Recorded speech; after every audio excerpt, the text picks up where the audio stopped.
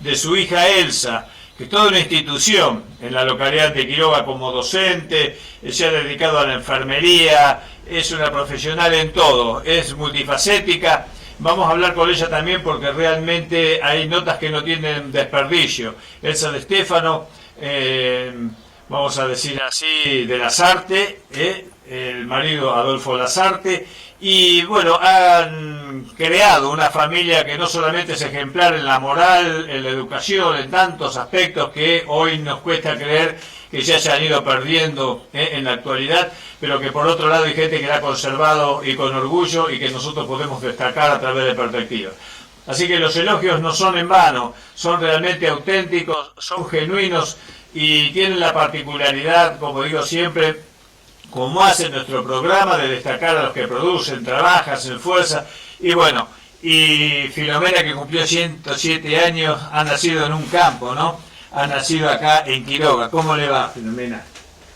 ¿Cómo te va? Te dice mami. ¿Cuándo cumplís años vos? ¿Qué día? Hablame. Bueno, por allá todavía hoy no quiere hablar, está todavía bajo los efectos de semejante fiesta, semejante acontecimiento familiar, y por otro lado, claro, está como negada a hablar. Está como negada a hablar. Elsa, bueno, ¿cómo te va? Buenas tardes. Buenas tardes, muy bien, muy bien. Bueno, un gusto verte, un gusto saludarlos a ustedes, que nos hayas recibido en tu casa y que podamos hacer este programa de perspectivas desde acá, desde la localidad de Quiroga. Yo encantada porque sabés que tuve mucho trato con tu mamá, fui alumna y compañera.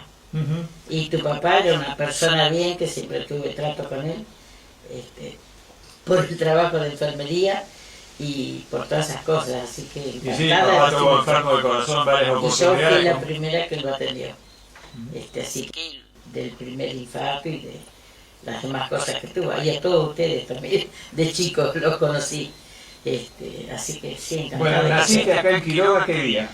Yo nací en realidad en Lincoln, el 9 de mayo de 1945. Mi mamá vivía acá, mi hermana y yo nacimos en Lincoln. Así que fueron allá por el tema del parto. Por el tema del parto, porque mamá tiene 4 hijos muertos. Y nacían acá y se morían. Entonces ¿Eran mellizos algunos? No? El primero era mellizo. Ella tuvo un tropiezo y no dijo nada, bueno, empezó con dolor y la atendió el doctor Arce. Y tuvo los mellizos que eran de 6 meses. Y según mamá, el doctor le pidió algo para ponerlo y los dejaron, se murieron acá.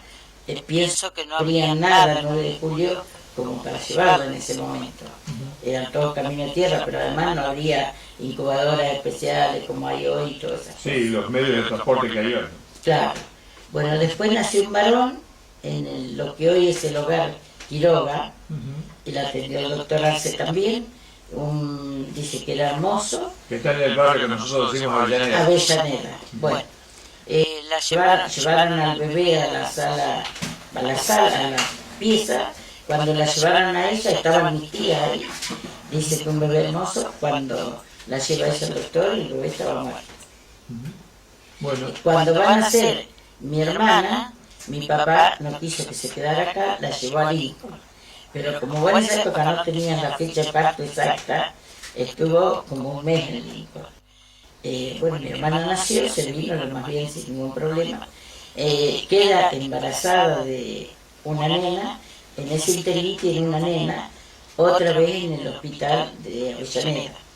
Bueno, también nació bien, una nena hermosa, con peso todo, y pasó lo mismo. Al rato estaba muerta, como de muerte, lo que hoy le diríamos muerte súbita. Y cuando tenía que nacer yo, mamá tampoco se quería ir, y bueno, mi papá insistió, y mi hermana tenía 3 años, y por 2 años tenía y algo, y bueno, yo nací en Lima. Bueno, nací con problemas, pero acá estoy. Bueno, ya que tenemos la institución de la familia que es mamá, que vive, que ha festejado 107 años, ¿ella dónde nació? Ella en realidad nació en Amelino y vino acá, después vinieron todos acá a La Alegría. Y acá estuvo toda su vida. En el campo de la alegría. En el campo de la alegría. Así Está que yendo camino a Carlos Casares. camino a Carlos Casares, que sería lo que hoy es parte del Mirador. Había un inglés ahí. Y una parte de la alegría que después compró la abuela de Lina Tinetti. Sí, exactamente. Exactamente. Ella nació en la Meguino y después se vinieron acá. Y vivió ella toda la vida acá. Después ellos de la alegría se fueron al campo del Triángulo, que vinieron alquilándolo. Mi abuela Librandi lo alquilaba. Cuando fallece mi abuela, viste que había que viajar a Lincoln, pobre, con deuda, con un montón de cosas, pero era re trabajadora, con las hijas, salió de todo eso y compró el campo ese de aquí. Era el Triángulo, era eso. Así que ella trabajó en el campo, de chica en el tambo, hacía el tambo, cuidaba a los chicos, iban a hacer algún campamento, lo hacía, y se casó a los 26 años. Y mi papá murió cuando ella tenía 32, y mi papá tenía 39 años. Muy joven. Muy joven. ¿Papá también murió del corazón, una cosa de esa? Mi papá estaba hablando con ella a la noche, tenían que vender un cereal, y se estaban poniendo, diciendo cómo iban a hacer, que yo en un momento como que abrió los brazos y no habló más. Eran cerca de las 12, yo tenía 6 meses, mi hermana tenía 3 años. Y ella caminaba con dificultad porque a mí yo había nacido con force y le habían estropeado esa la pierna, y en casa caminaba con una silla, pero se fue de su casa donde tenía a la casa de mi abuelo, que había un trecho bastante regular, conmigo a UPA y con mi hermana agarrada de la pollera.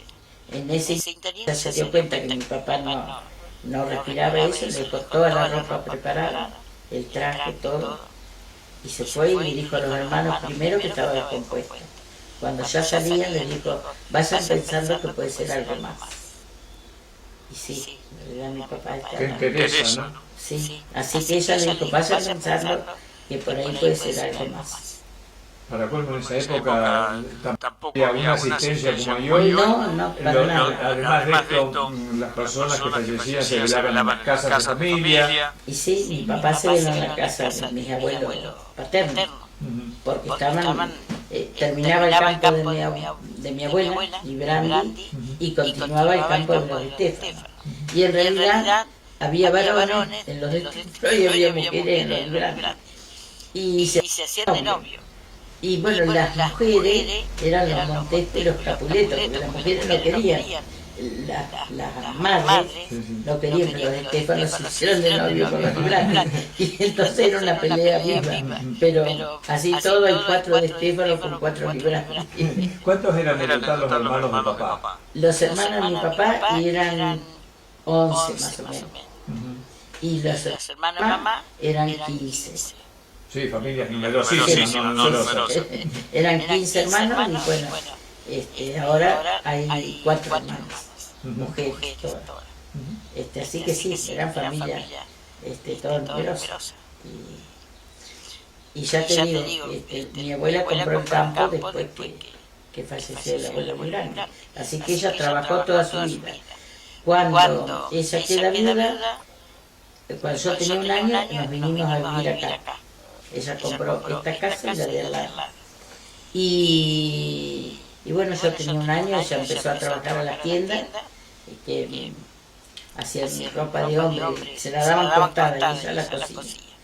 Yo la veo inclinada sobre la máquina, y de noche ella se sentaba con una lamparita y al lado de la mesita de luz cosía lo que era mano.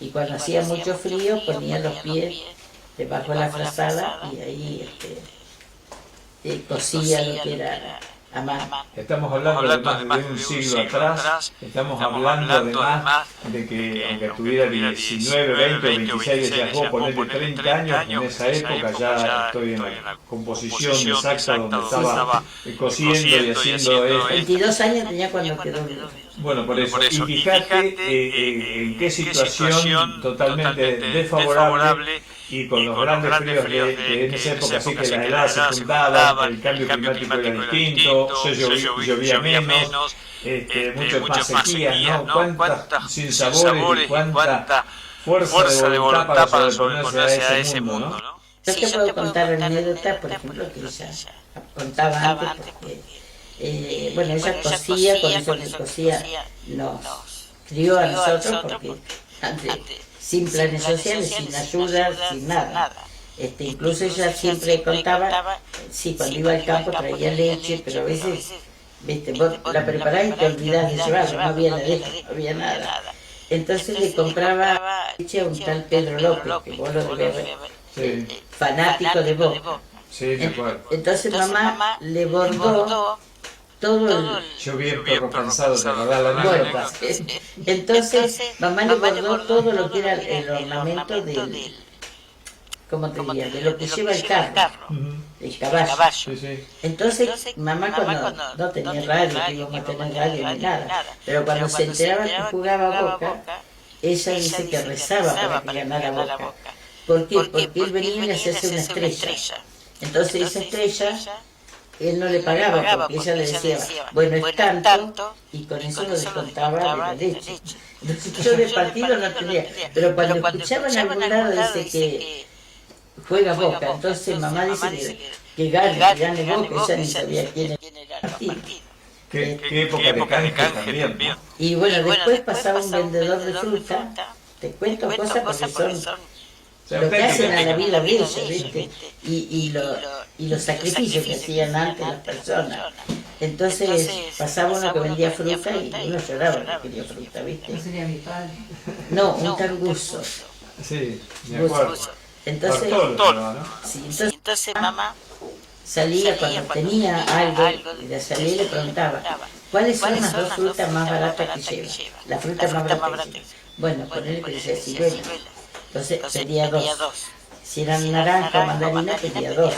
Entonces la mamá, el sobrenombre es Peti, o Petiza. Entonces él un día le dice, Petiza, dice, vos siempre comprás dos frutas. ¿Y para vos? No, dice Don Guso. Yo no puedo comprar para mí, porque yo tengo terminantemente prohibido por el médico comer fruta.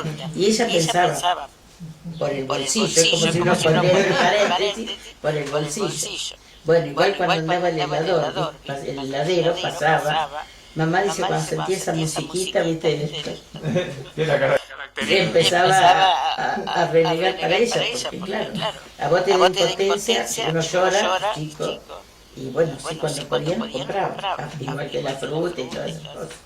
Después acá, a pesar de coser y todas esas cosas, tenía gallinas, tenía quinta, ¿viste? Toda una época donde uno hacía todo, absolutamente todo. Y bueno, después nosotros, ella nos acompañó toda la vida, una que no estaba solo ni a sol ni a sombra, era la sombra de nosotros, porque ella siempre nos cuidó demasiado. No te dejaba tener un desliz ni ahí. Típico de la época. Porque ella decía que era padre y madre. Entonces ella decía, si yo las cuido y a ustedes les pasa algo, ¿qué va a decir la familia del padre de ustedes? Que yo no las cuidé. Entonces eso fue... Nos tuvo toda la vida así de difícil. Hacemos acá la primera pausa y continuamos con nuestro programa.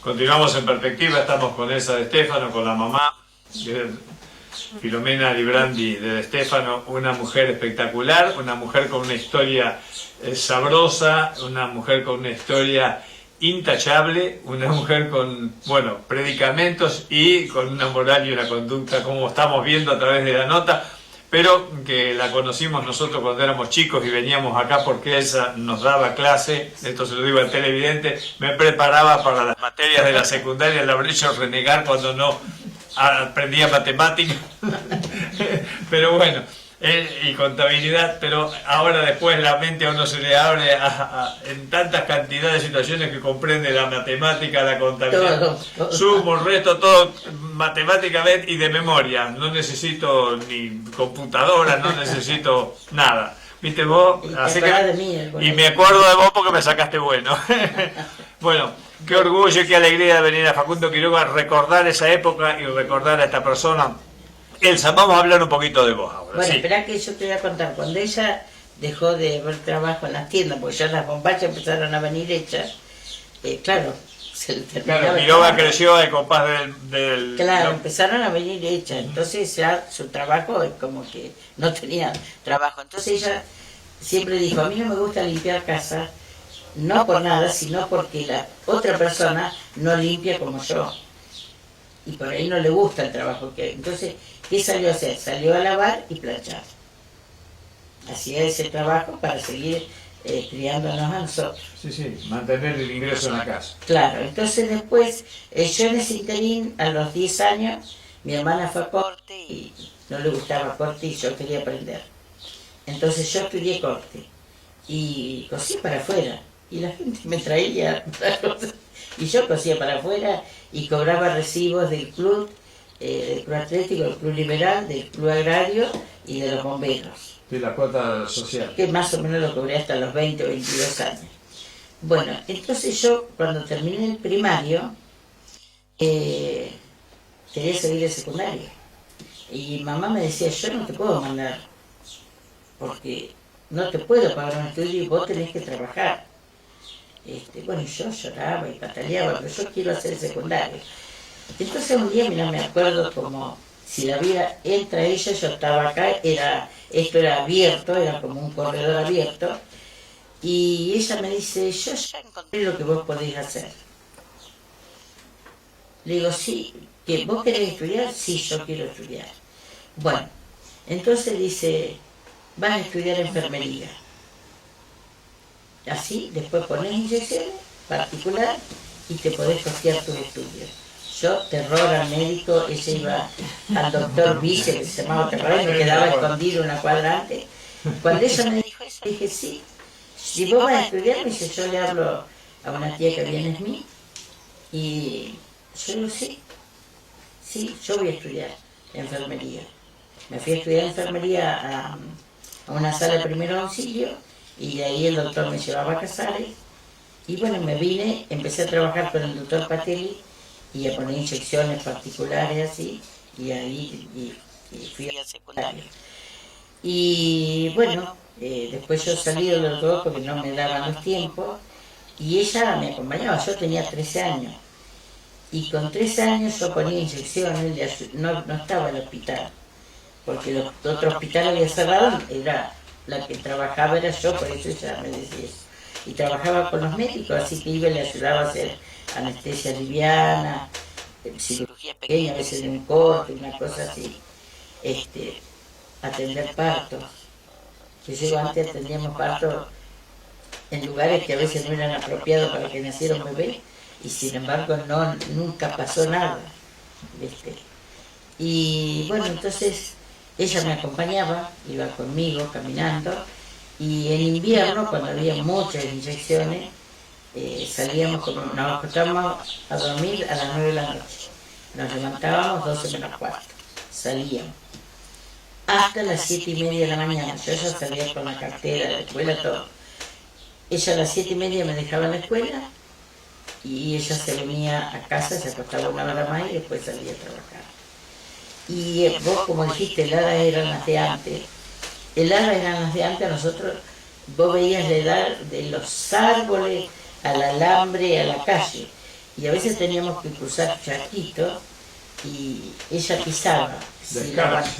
Si la aguantaba ella, cruzábamos pisando ese charco.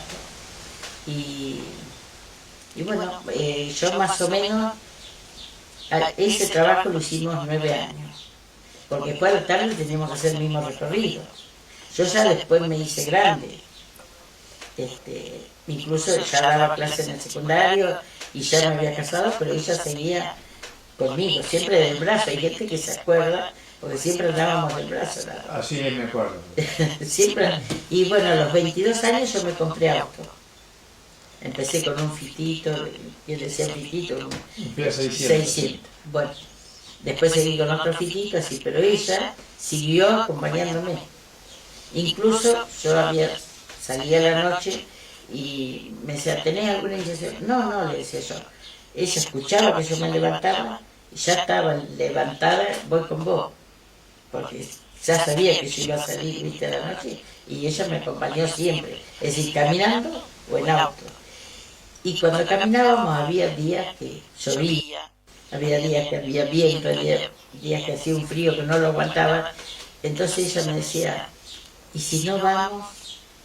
No, no, mamá, vos, si querés quedarte, pero yo voy. Entonces, si llovía mucho, nos poníamos nylon en la cabeza y salíamos las dos. Cuando yo pude comprar los primeros tiempos un ponchito, tengo 2 ponchitos que en el invierno las sé tapar a ella con eso, nos poníamos en la cabeza. ¿Viste? La cabeza y bueno, si íbamos de un lado a otro lejos, porque íbamos donde ahora en el hogar, sabíamos ir atrás, que es Herrera, adelante, que son también familias conocidas, Gorosito, cerca de los cementerios, todo, no sé, Topur, y todo dábamos la vuelta. Por eso nos costaba tantas horas. No, acá también cerca de la laguna, o también otra la vía, siempre por todo un montón de gente, como también acá en el centro. Bueno, mira, el esfuerzo te dio calidad de vida. ¿Por qué? Porque caminar tanto, aunque sea de noche, mirá mamá con 107 años un premio, es al esfuerzo, al sacrificio, a todo lo que hizo. Es para venerar a la persona así, Yo ¿no? pienso, es para destacarlo, como hicimos nosotros, la apertura del programa y seguir haciéndolo durante toda esta nota, ¿no? yo pienso que, digo, bueno, ella pasó tanto, trabajó tanto, ya trabajó de chica porque antes todo el mundo, no es que a ella le hicieron trabajar, en realidad en todas las casas los padres hacían trabajar a los hijos de los chicos. Y bueno, ella pasó tantas cosas que ahora Dios la premia con esto, porque las nietas la quieren mucho, los bisnietos la quieren, y bueno, ella está rodeada de afecto, de cariño. Los nietos, por ejemplo, el marido de Vanina o el marido de Silvina le hacen renegar, el marido de Silvina le dice cosas y ella se enoja y le responde, pero lo hace todo porque la quiere muchísimo, así que vive rodeada del afecto de todo y de toda la familia. De hecho, yo digo que cada año que le festejamos su cumpleaños, porque yo antes lo hacía acá, y después ya se quisieron agregar primos y sobrinos, cosas, y yo no podía. Entonces lo empezamos a hacer. Sí, después yo soy chico y el corazón grande, así que hacerlo en otro lado, ¿no? Claro. Y bueno, es una reunión de familia y vienen, te digo, de Buenos Aires, de Casares, de todos lados, vienen para estar con ellos. Todo el mundo, mamá, cuando era joven, nosotros sabíamos viajar en las vacaciones, íbamos a dormir, que había familia allá, y mamá cuando iba allá, nos íbamos 3 meses de vacaciones, 1 mes y medio a Smith y otro mes y medio en Navarra, que había un hermano de ellos.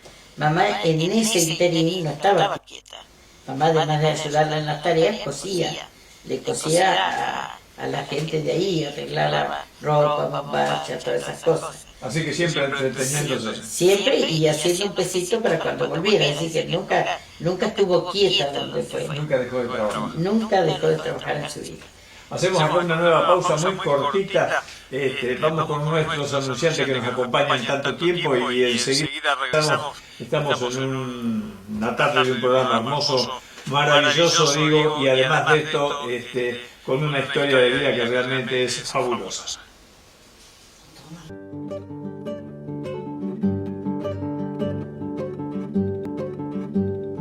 Bueno, continuamos en las perspectivas. Nos están haciendo acotaciones acá mientras estábamos en la pausa de que tu mamá no toma remedios. No toma remedios.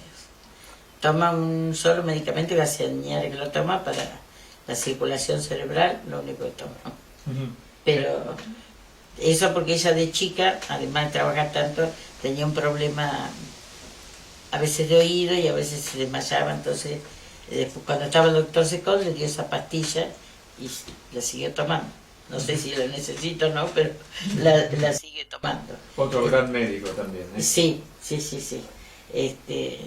Bueno, yo te digo, yo después terminé el secundario, incluso cuando iba al secundario tenía chicos particulares, porque yo cuando hice segundo año atendía chicos del primer año de primaria.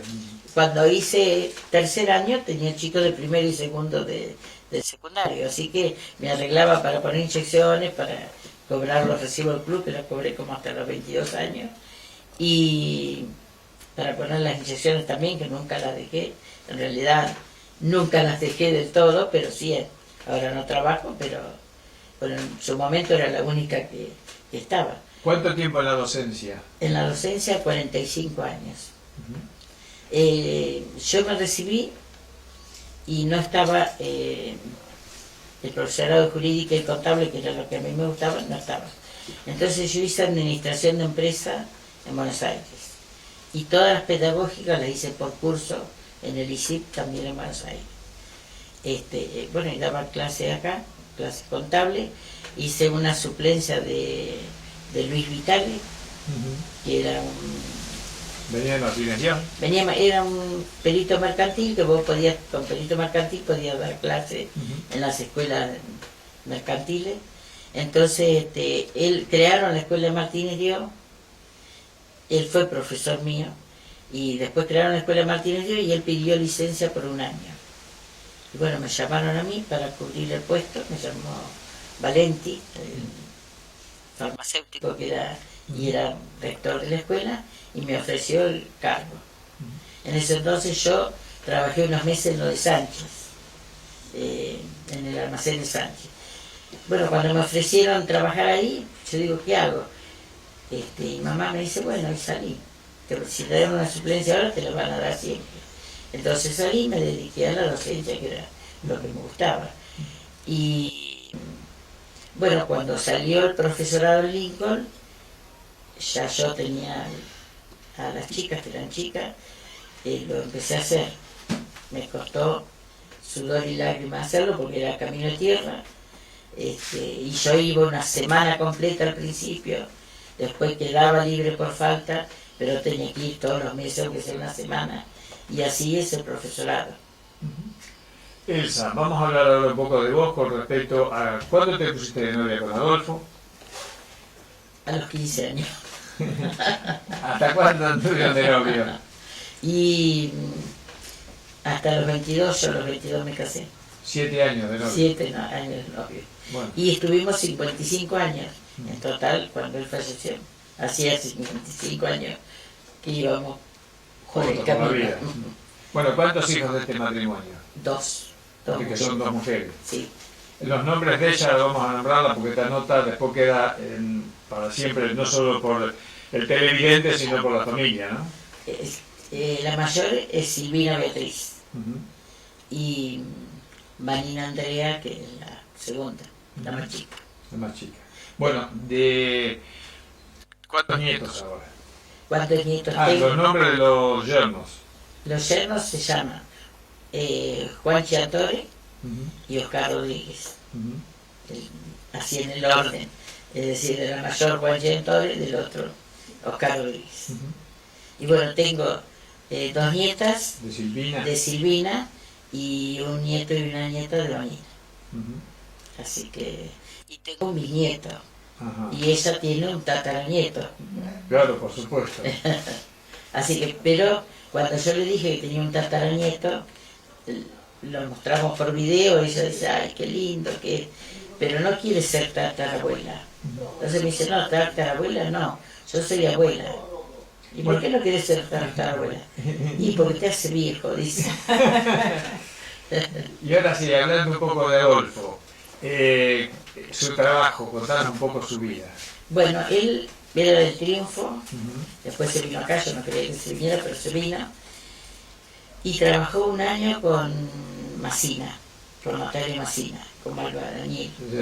Después yo lo conseguí hablando, viste, uno y otro en el ferrocarril, entró a trabajar en en el ferrocarril y ahí se jubiló. Después, con el retroactivo que cobró cuando se jubiló, compramos lo que le decían el quinchito, eso era un depósito. Bueno, si ¿qué te parece si compró eso? Era para poner algo que iba a atender él, después nos involucramos todo con eso, y pusimos como un mini mercado, y después le habíamos hecho el quincho en la parte de adelante, y la gente lo conocía como el quincho, ¿viste? Así que vendíamos fruta, verdura y toda clase de mercadería. Incluso éramos innovadores en traer por ahí fruta, verdura que no se consumían acá, o cosas nuevas que salían, también traíamos. Bueno, pues se enfermó,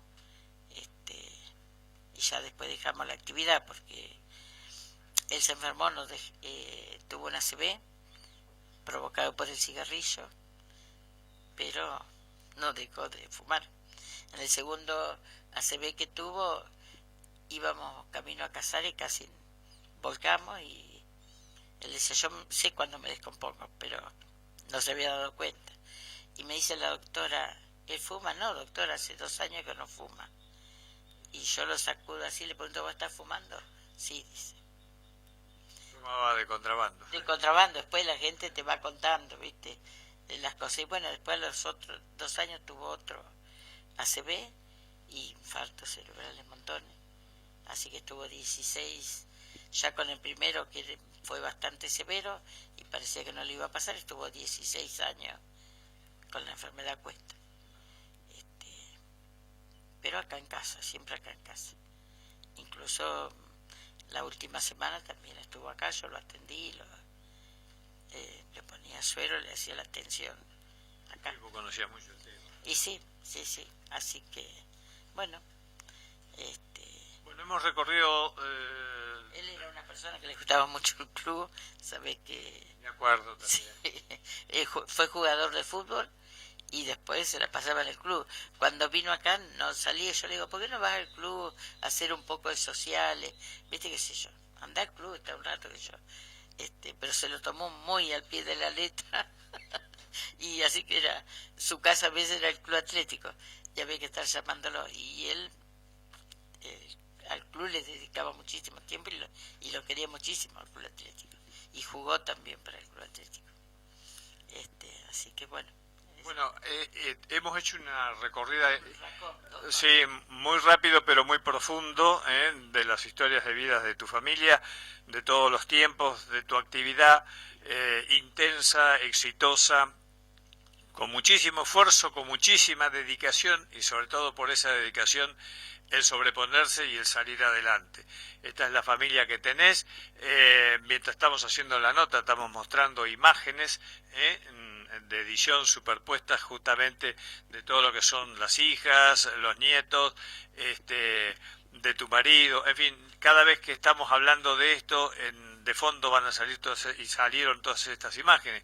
Así que, Elsa, yo quiero agradecerte la delicadeza de recibirme en tu casa, de haber recorrido con vos y fuera de cámara tantos momentos lindos que tuvimos, de que me hayas enseñado tanto y me hayas preparado en todo tiempo cuando entré a la universidad, en la secundaria. Yo tengo siempre memoria para agradecer a los que también me ayudaron mucho, así que gracias hasta en ese aspecto. Y ahora sí, el homenaje de perspectivas a vos, a tu familia, a tu mamá, a tu papá, a tu marido, en fin, a todos. Bueno, yo te agradezco. En realidad a mí me llena de orgullo, y más que hablar de mí, es hablar de ella, porque ella fue el pilar también. Sí, sostén fundamental. Fue el pilar, sí, para que yo llegara a donde llegué, porque ella, bueno, si bien buscó una alternativa, cuando yo decía que quería estudiar,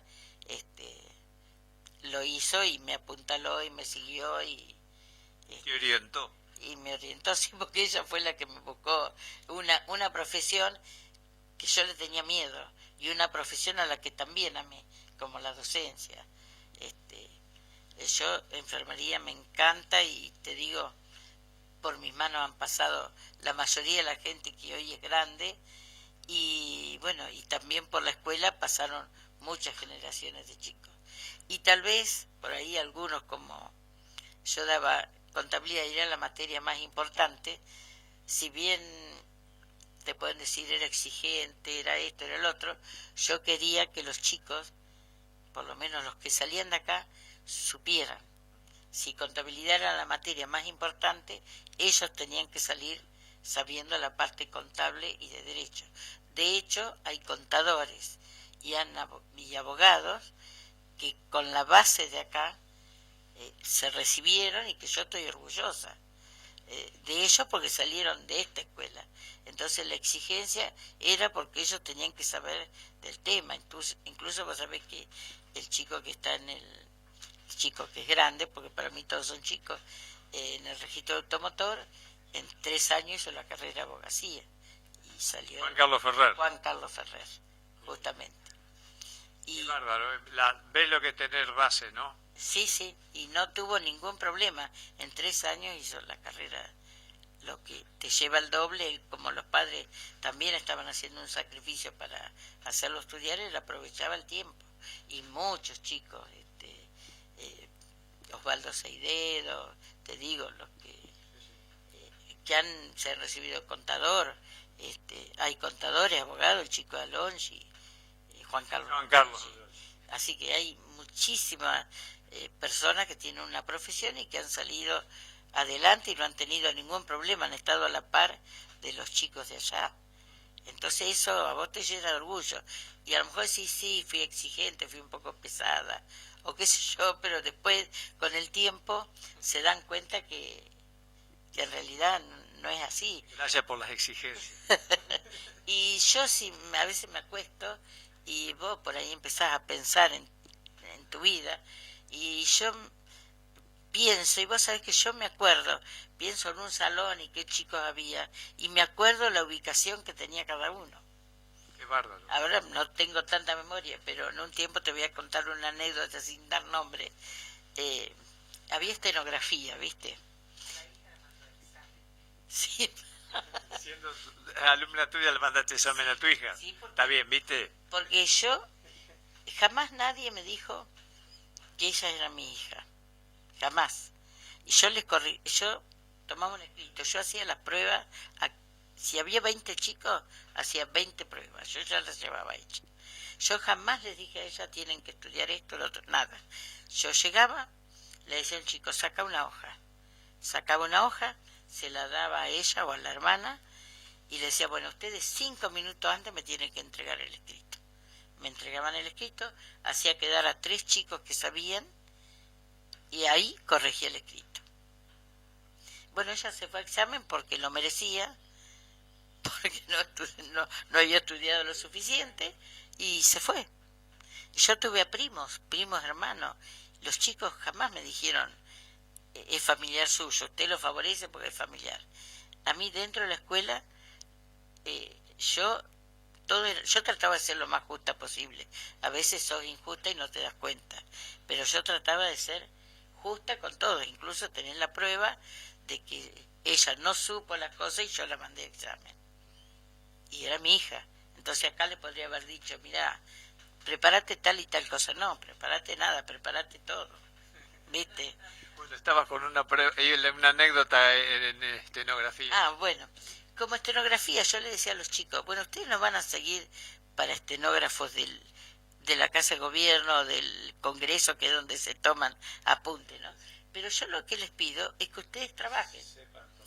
Que ustedes trabajen en estenografía, yo no los voy a mandar a examen. Pero ustedes vamos a ir pasando por fila y ustedes pasan al pizarrón a escribir un párrafo, ¿viste? Bueno, había un chico, yo tenía una memoria de elefante también en ese entonces, que se me cambiaba de banco, ¿viste? Entonces yo sabía dónde había terminado. Cuando volvía a tener clase y le tocaba a él, yo seguía, y cuando le tocaba a él, le decía pasá. Y él me decía, no, pero si yo todavía no pasaron los de la fila en medio. No, pero a vos estabas sentado en este lugar, entonces pasá. Porque si no, yo te voy a mandar a examen. Bueno, mira, lo perseguí todo el año, pero siempre hizo lo mismo. Entonces dice, mira que estenografía es difícil para dar examen. Bueno, yo al final después dejé la materia, él se fue a examen y le costó un montón recuperarlo. Entonces ahora se acuerda a veces de que esa persecución que yo le hacía y de la memoria, porque él se cambiaba, esta ni se va a acordar, ¿viste? Y bueno, yo a veces pienso, te digo que a veces pienso y pienso en los chicos, en el grupo, y me acuerdo la ubicación de ellos hasta en el lugar, ¿viste? En determinados lugares. Por eso te digo que a mí, yo amaba dar clase. Y bueno, yo le quería transmitir a ellos todo ese conocimiento. Y además yo nunca me guardaba nada. Si salía algo nuevo, por ejemplo la parte contable o jurídica, yo se los daba. Es decir, lo poco que yo podía saber, yo lo transmitía, ¿viste? Así que siempre me encantó dar clase, incluso yo di clase no di clase porque era secretaria, pero sí daban el de adultos, y di clase hasta el último día. Tal día me jubilé, así que di clase hasta el último día y al siguiente ya era docente jubilada. Muy bien. Una vez más te agradecemos, Elsa. No, gracias a ustedes por acordarse de nosotros y a veces por transmitir una visión de una vida que tal vez fue sacrificada, tal vez no. Para mí no fue un sacrificio hacerlo, sí, a lo mejor para mamá que me acompañó tanto, pero yo lo hacía con gusto. Con placer.